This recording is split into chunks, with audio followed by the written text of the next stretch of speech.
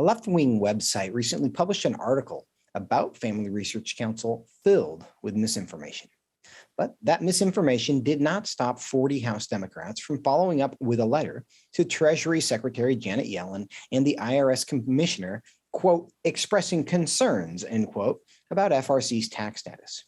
Now, we've published a response to the information in today's episode resources that you can find at tonyperkins.com. But the truth is, this attack isn't really about Family Research Council. It's an effort to target, intimidate, and silence religious organizations everywhere. See, you are free to believe whatever you want, but this is evidence that if you ever become a threat to their power, they will try to harm you. While FRC's high profile in Washington makes us a convenient target, every person of faith who desires to be a force for good in the world should see this for what it is, a threat. Joining me now is Congressman Kevin Brady to discuss it. He represents the 8th District of Texas, and as the ranking member of the House Ways and Means Committee, he has a deep knowledge and understanding of how an organization such as Family Research Council should present itself to the IRS. Congressman Brady, thanks for joining us here on Washington Watch. Joseph, good to see you. Thanks for having me. We're glad to have you. And unfortunately, I want to ask you to start. We have announced to the audience this tragic news of the passing of your colleague, Jackie Walorski. Just like to give you a moment to respond to this terrible news of the day. Well, it really is terrible. We are all shocked and heartbroken. Jackie is our happy Hoosier. She lit up every room she was in. She brought joy, passion, brilliance to everything, and she could do everything. And for your viewers, I think you know her as a champion for the innocent unborn. She was a warrior for religious freedom. She especially had a heart for adoption and foster children. She helped lead our efforts to make sure states and federal government couldn't cancel out faith-based organizations who were merely trying to practice their faith and connect foster kids and other children to their forever home. So God took a special angel home to him today. We are, again, we are praying for her husband, Dean. We also lost 2 young congressional staffers with her, Zach and Emma, who were just remarkable. She was so proud of her team and them. So I know this whole country is in shock right now. It is a loss for so many. Congressman, I do want to take on this topic and the things that are happening in Washington, D.C. You've seen the letter from congressional Democrats to the IRS calling for an investigation into FRC. What, if we take their concerns at face value, what do they claim to be concerned about? Yeah, well, really, there is nothing at face value here. This is just yet another attack on faith-based organizations and religious freedom. The Family Research Council, I know, is an association of churches.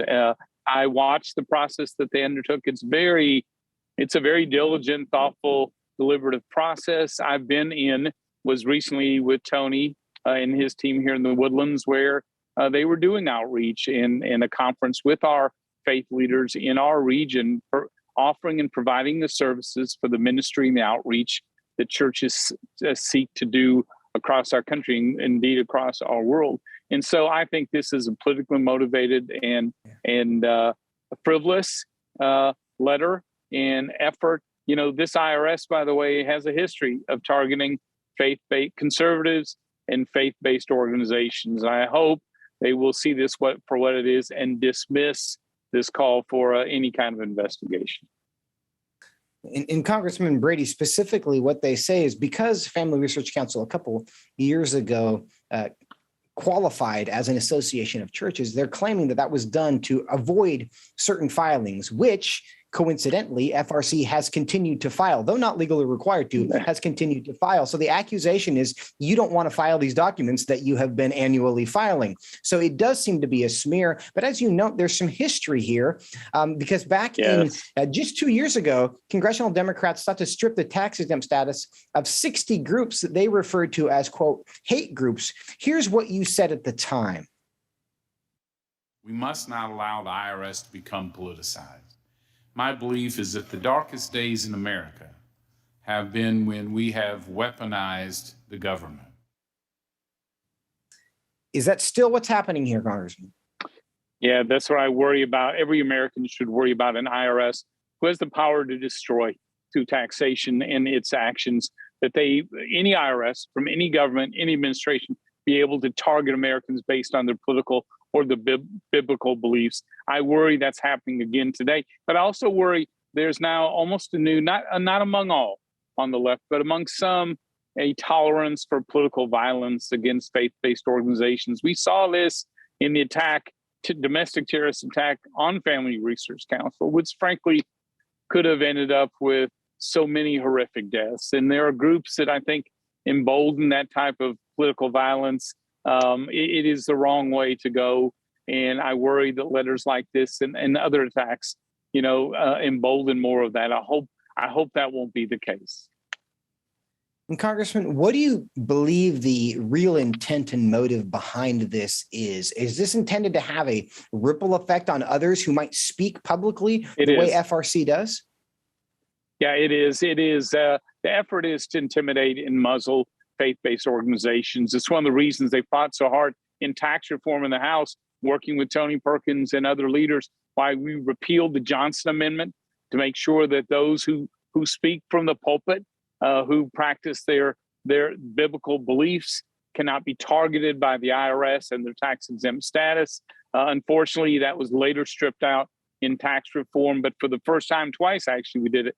It passed the U.S. House. I'm hopeful someday we can provide faith-based groups of all faiths, by the way, that protection from government. But this has been a long and difficult fight, and I'm sure it will continue. You are correct. It has been a long and difficult fight, and I, like you, am sure that it will continue. But Congressman Brady, all the churches and pastors and Christians just watching and listening today, the thing that they need to know most of all is do not back down. Do not be afraid. This is an intimidation tactic, and it only works if we surrender, and we certainly have no intention of doing that. Congressman Brady, thank you so much for your time today. Thank you, Joseph. Take care.